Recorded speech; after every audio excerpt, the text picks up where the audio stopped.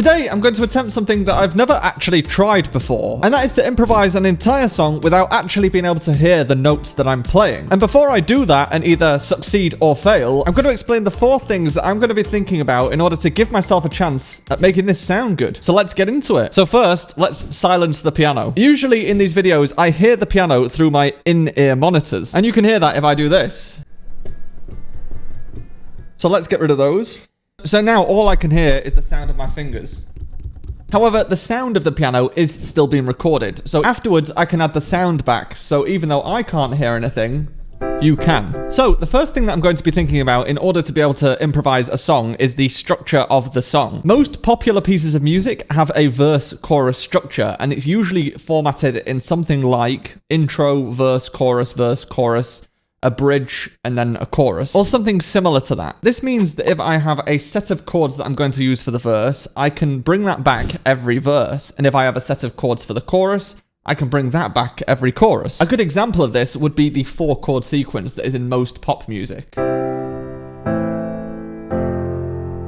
It's super weird not being able to hear that, but I can mentally picture what it sounds like. And usually in songs or pieces of music, you have the peak of the song about 2/3 of the way through the song. So this means trying to build the song throughout. The reason for this is because it tells more of a story. If everything in the piece of music is exactly the same, then it's going to get quite boring. Whereas if you start in one place, build to something, and then return home at the end, then there's some kind of musical narrative that's happening. So if I base my piece of music around a few different sets of chords for the different sections that I'm going to play in the piece of music, and I try and build the texture of the music to about 2/3 of the way through, then hopefully that will create some kind of narrative. The second thing I'm going to think about is chords. So firstly, in a regular scale, there are a couple of different common chords that you're going to see. There are major chords, which kind of have more positive emotions attached to them.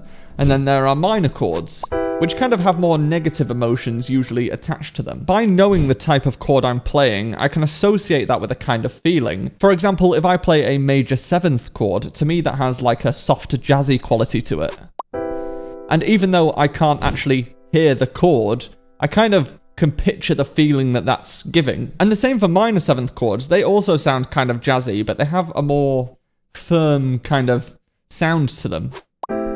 And then there are also diminished chords, which sound kind of tense, or diminished 7ths, which also sound tense. So if I know the chord and the chord type that I'm playing, whether I can hear that chord or not, I can still associate that with the kind of feeling that it's creating. The third thing I'm going to be thinking about is inversions. Now, typically, if you play something like a C major chord, which is the notes C, E, and G, if I play it like this is called root position, because the name of the chord, which is C, is at the bottom. And I can also put the C in the left hand, so you, at least, can hear this more clearly. However, if I change the note that's at the bottom of this chord to the middle note of the chord, for example, which is an E, then this usually makes the chord sound a little bit more longing and like it's weaker.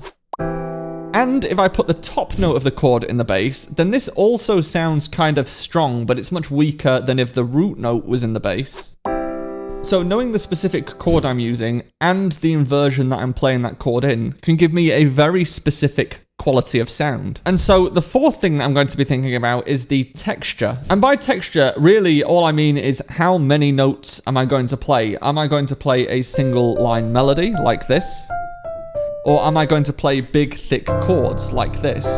Now, in music, each of the notes is actually measured using something called hertz, and hertz just means vibrations per second. So if I play this A, this is 440 hertz, which means it's 440 vibrations per second. And then if I play an A 1 octave higher, this is double the frequency, so this is 880 hertz. And if I lift it an octave again, I get to 1720 hertz, and so on. It doubles every octave. This means that the notes lower down on the piano are actually technically closer together. So if I play this A, this is 220 hertz, and this one is 440 hertz, which means these notes are closer in frequency than if I played 2 A's up here on the piano. This means that if I play a C chord down here, these notes, hopefully, sound more clustered and more muddy, because technically the notes are much closer together. Whereas if I play a C chord up here, these notes are much further apart from each other in terms of frequency, even though on the piano, I'm kind of playing them the same distance apart. This means that if you play something higher on the piano, it can sound much more spaced out and more isolated. Whereas if you play something low down, it can sound much stronger and more stable, or it can sound really kind of chaotic if you play really low down. So where I play these chords on the piano is also going to have an effect on how the music sounds. Playing single notes adds more space and ambiguity, and playing big chords makes it feel more full and more confident. And then there's a case of playing arpeggios as well, which also adds a sense of flowingness to the music. And changing the texture is actually going to be very important for the structure of the piece of music that I play, because both the way that I voice the chords and how many notes I'm actually playing in that chord at the same time is going to have a massive impact on the size of the music and where we are in the narrative. So that's what I'm going to be thinking about. Let's have a go at playing a piece of music. And firstly, I'm going to let you hear what I hear.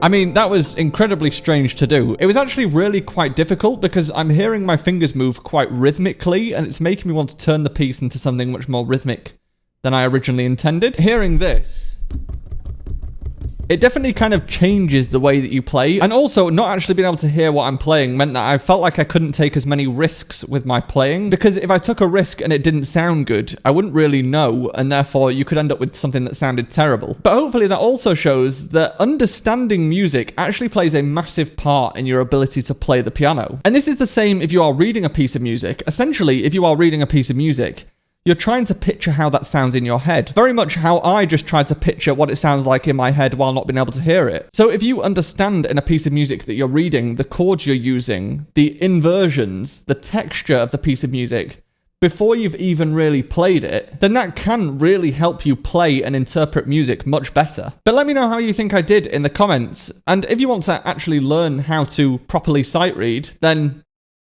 head on through and I will see you there.